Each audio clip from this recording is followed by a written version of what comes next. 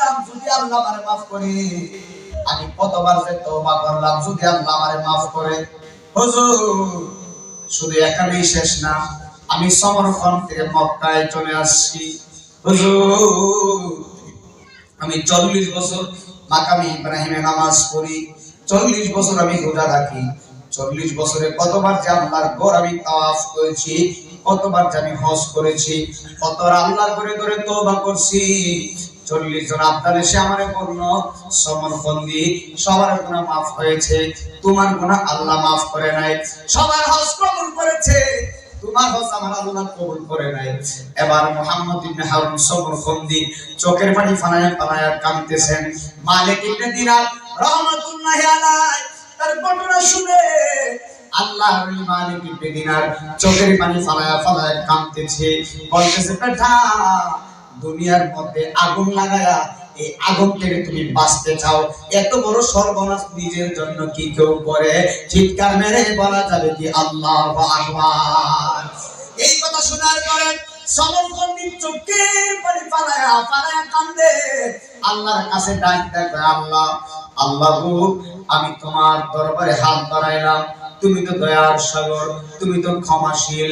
ও আল্লাহ আমি মুহাম্মদ ইবনে হারুন সমরকন্দি আমি আমার 40 বছরের ইবাদত নিয়ে হাত বাড়াইছি, আল্লাহ গো আমার রোজার আমি আমার 40 বছরের রোজা এবং 40 বছরের ইবাদত নিয়ে হাত বাড়াইছি, আমি এমনি হাত বাড়াই নাই।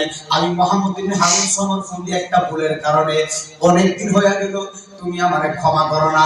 কাঁদতে কাঁদতে পাগল হয়ে গেছে, কাঁদতেছে। মালিক ইবনে দিনার চলে গেলেন।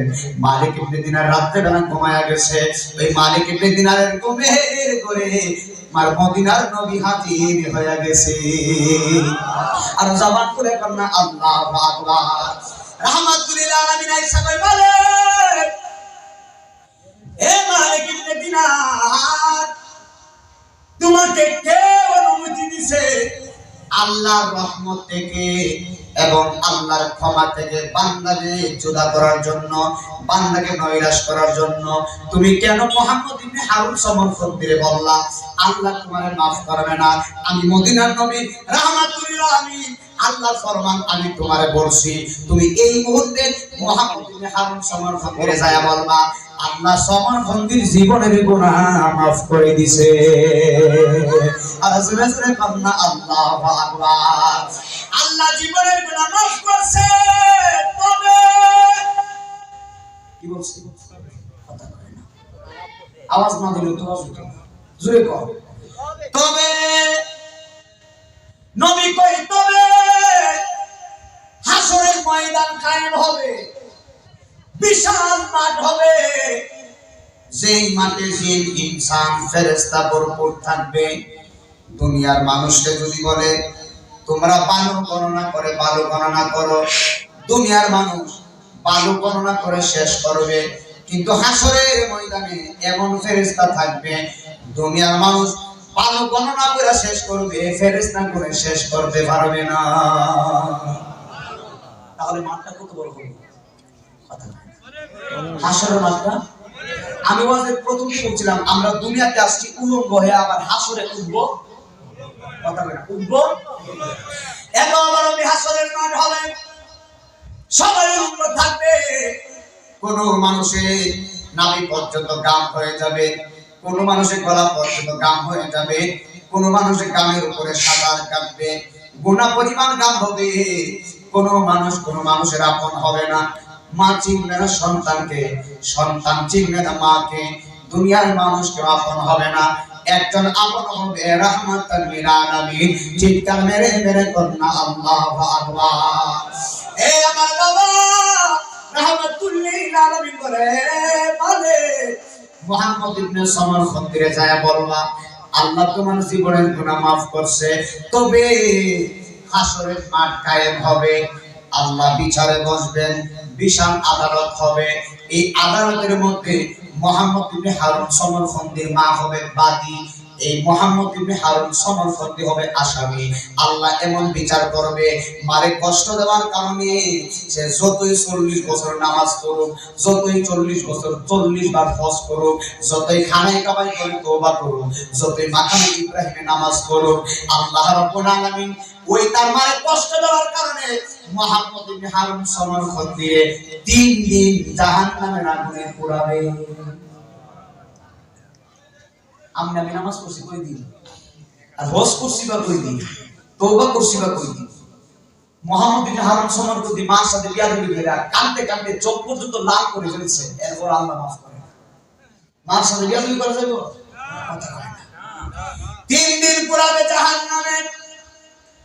3 দিন পরে মা সন্তানের জাহান্নামে পুড়ে দেখবে, সন্তানের জাহান্নামে পুড়ে মা দেখে সন্তানের মায়া লেগে যাবে।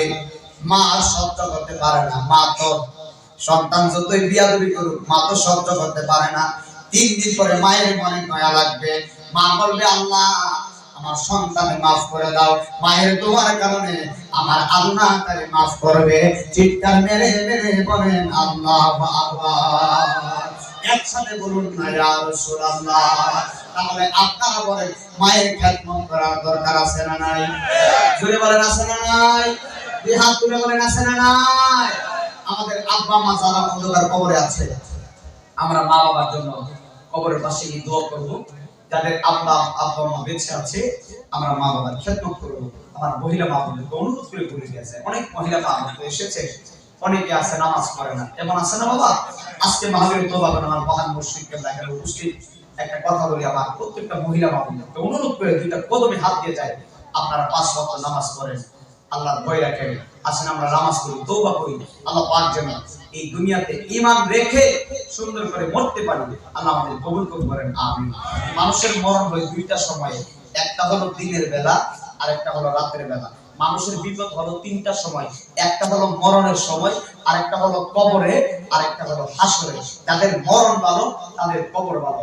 কিতাবের নাম বাহারে শরীয়ত, লিখেছেন আল্লামা মুফতি আমজাদ আলী রহমাতুল্লাহি আলাইহি। মুফতি আমজাদ আলী বলতেছে সাধারণ মৃত্যু কারণে শোনো, 70টা বকরিকে জবাই না করে, 70টা বকরির পা উপরে দিয়া, তার পাটা উপরে দিয়া মাথা পা নিচের দিকে দিয়া জবাই না করে, এই বকরির শরীরের চামড়া চুলায়া বকরির শরীরের মধ্যে লবণ আর মরিচ লাগাইলে যতটুকু কষ্ট হইব, এর চাইতে 70 গুণ বেশি কষ্ট হইব একটা সাধারণ মরণে।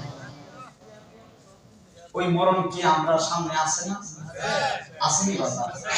মরণ থেকে পালাইবার কোনো রাস্তা আছে? কোনো রাস্তা নাই। আসেন আমরা আল্লাহমুখী হয়ে যাই। আল্লাহ সুবহানাহু ওয়া তাআলা আমাদের সকলকে কবুল করুন।